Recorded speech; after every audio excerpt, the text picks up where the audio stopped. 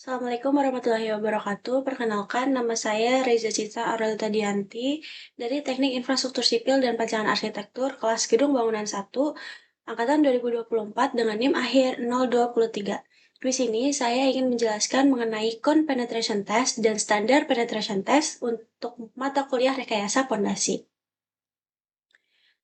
Yang pertama, kita akan membahas mengenai apa itu Cone Penetration Test. Secara umum, disebut CPT, ini merupakan uji penetrasi statis yang dilakukan untuk mendapatkan data tentang kekuatan dan sifat lapisan tanah pada berbagai kedalaman secara kontinu. Sedangkan, untuk standar penetration test sendiri, secara umum disebut SPT, merupakan metode penyelidikan geoteknik yang dilakukan di lapangan secara dinamis untuk mengukur resistensi atau perlawanan tanah terhadap penetrasi dan mendapatkan sampel tanah terganggu. Kesimpulannya, untuk mengukur kepadatan tanah tak kohesif atau pasir dan konsistensi tanah kohesif atau lempung.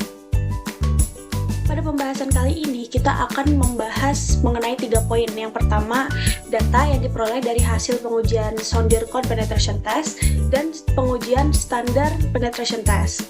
Yang kedua, kita akan membahas bagaimana data tersebut digunakan untuk menentukan karakteristik dan daya dukung tanah pada perencanaan fondasi. Yang ketiga, kita membahas mengenai penjabaran dari perbedaan kedua pengujian. Langsung saja kita masuk ke poin pertama, yaitu apa saja data yang diperoleh dari hasil pengujian Sondir Cone Penetration Test. Jadi, CPT ini menghasilkan yang pertama, hambatan konus ujung atau KIC. Tegangan perlawanan tanah di ujung konus diukur dalam satuan tekanan kilogram per sentimeter persegi atau MPa.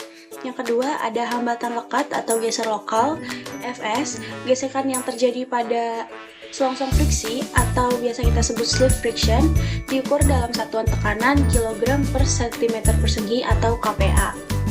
Lalu yang ketiga, ada angka perbandingan geser atau RF. Nah, ini tuh dihitung dari poin selisih dari perbandingan dari poin pertama dan kedua. Jadi dihitung dari perbandingan Fs dan KIC dengan rumus RF sama dengan Fs dibagi KIC dikali 100%.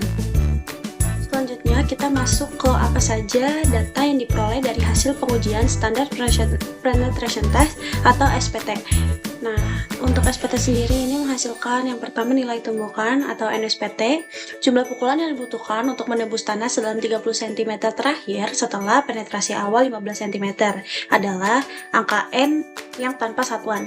Lalu yang kedua ada mendapatkan sampel tanah juga, diperoleh sampel tanah terganggu atau kita biasa sebut disturbed sample dari tabung belah untuk identifikasi visual dan pengujian laboratorium sederhana. Lalu kita masuk ke poin kedua, bagaimana data CPT atau SPT digunakan untuk menentukan karakteristik dan daya dukung tanah pada perencanaan fondasi. Kita masuk ke pembahasan bagaimana CPT digunakan untuk menentukan karakteristik dan daya dukung pada tanahnya. Untuk CPT sendiri bisa dari karakteristik tanah. KIC dan RF yang sudah ditentukan tadi digunakan untuk klasifikasi jenis tanah. Contoh seperti nanti hasilnya pasir, lempung, atau lanal, dan lain-lain pada setiap kedalaman. Lalu bisa juga untuk menentukan kedalaman lapisan dari tanah keras. Lalu yang kedua ada daya dukung fondasi tiang. Daya dukung ujung atau KPU diperoleh dengan mengorealisasikan nilai KIC rata-rata di sekitar ujung rencana tiang. Lalu bisa juga untuk daya dukung geser atau selimut yang diperoleh dengan mengorealisasikan nilai Fs di sepanjang selimut tiang. Lalu bagaimana data Standard Penetration Test digunakan untuk menentukan karakteristik dan daya dukung pada perencanaan fondasi. Untuk SPT sendiri bisa dari karakteristik tanahnya juga. Nilai N yang terkoreksi digunakan untuk mengestimasi kepadatan relatif tanah non-kohesif atau pasir dan konsistensi tanah kohesif atau lempung. Lalu mengorealisasikan N dengan parameter geoteknik lain seperti sudut geser dan kuat geser atau drainase. Yang kedua, daya dukung fondasi dangkal. Nilai N tadi digunakan untuk menentukan tekanan izin tanah yang biasa kita sebut Q izin dan memprediksi penurunan fondasi dangkal melalui berbagai korelasi empiris, bisa menggunakan metode Terzaki dan lain-lain. Lalu yang ketiga, daya dukung fondasi tiang. Nilai N digunakan untuk menghitung daya dukung ujung dan geser tiang melalui korelasi empiris. Lalu kita masuk ke poin terakhir, poin ketiga, yaitu apa beda penetration test dan standar penetration test. Di sini saya memberi poin-poin perbedaannya dan pengujian sondir penetration test dan standar penetration test. Yang pertama ada di poin data hasil. Untuk CPT sendiri itu kontinu per 20 cm turunnya dan kuantitatif. Namun kalau SPT itu dia diskrit per 1,5 sampai 2 meter turunnya dan nilai empiris. Lalu untuk poin metode, CPT sendiri ini statis, jadi dia ditekan perlahan dan kontinu. Namun SPT sendiri itu dinamis, dia itu penumbukan.